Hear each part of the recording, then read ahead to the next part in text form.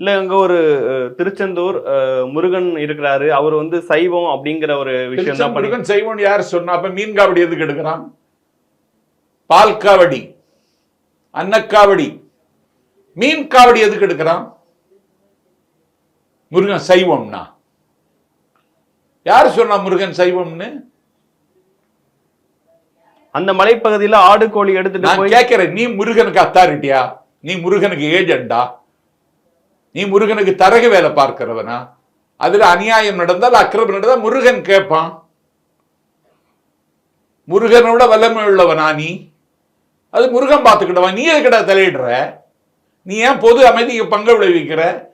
நீ ஏன் சமூக அமைதியில கல்லறிகிற? நீ முருகன் வல்லவன் தானே.